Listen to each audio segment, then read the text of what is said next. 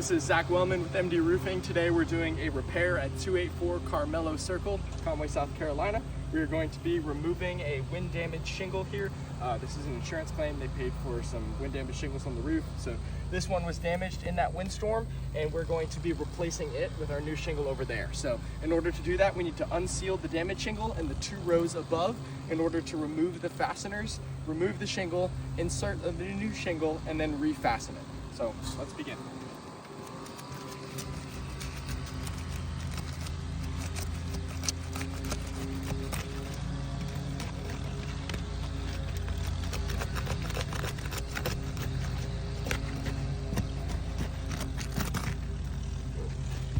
See right there, that shingle just tore a little bit.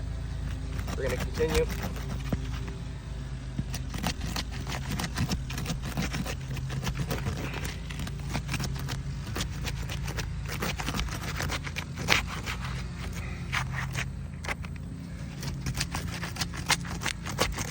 These shingles are sticking pretty hard to one another.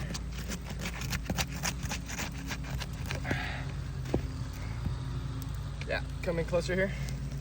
As you can see from unsealing these shingles, we have material transfer.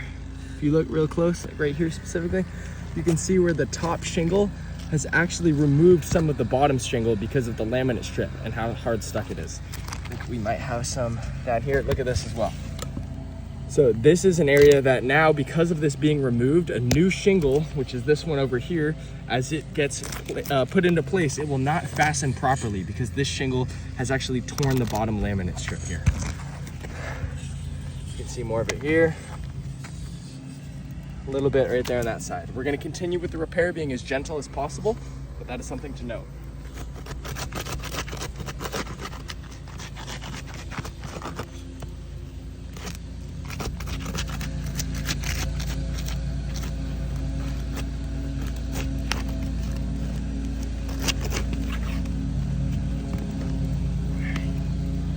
Right here as well, you can see very large chunk taken out of the shingle.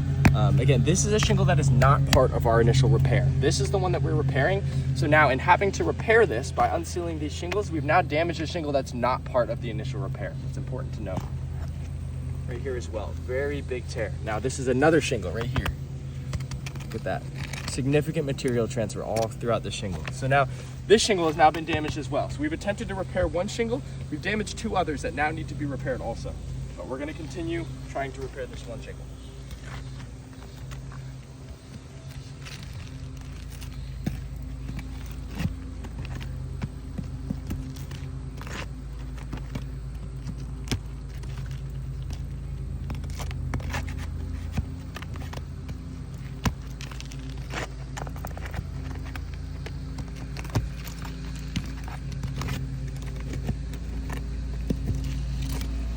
All right, our first row is removed.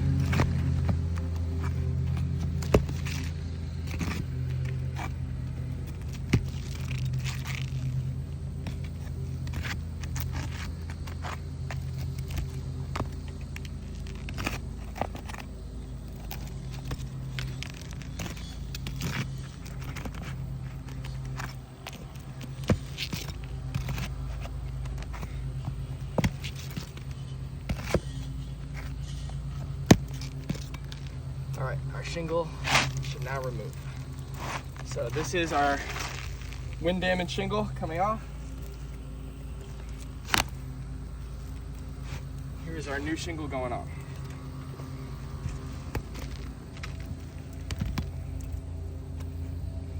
And this is an IKO. This is a 40-inch 3-tap shingle, a little bit larger than the traditional 36-inch.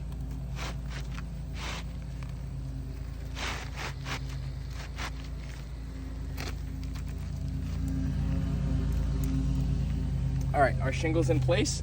So now we're going to proceed with fastening the new shingle.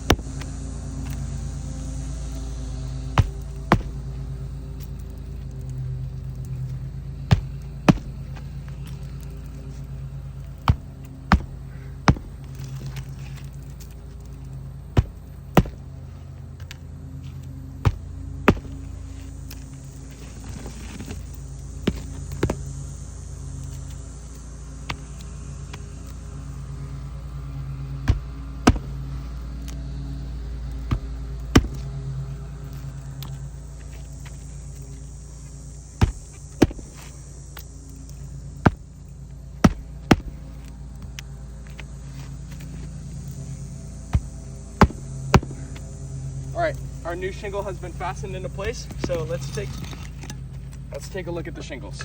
So as we talked about beforehand, the material transfer between the unsealed shingles is something significant here. So now let's look at these two shingles right here. So these are two that are not part of our initial scope. We now have a shingle that's been torn and unsealed, and this laminate strip is not going to fasten properly. As we know, this roof has sustained some serious winds, which has caused our initial shingle to blow up and crease, which has removed that sealant. So now this shingle is at further risk of that same issue. If this tab were to blow up, this would cause 3 exposed nails right here for water to potentially intrude into this home. The same with this shingle right here. We have material transfer here, here. This shingle tab right here is now not as protected by wind and honestly should be repaired. Another shingle right here. Shingle tab, same thing, significant material transfer. Now this shingle, which is not part of our initial scope, is now in a worse position to protect this home.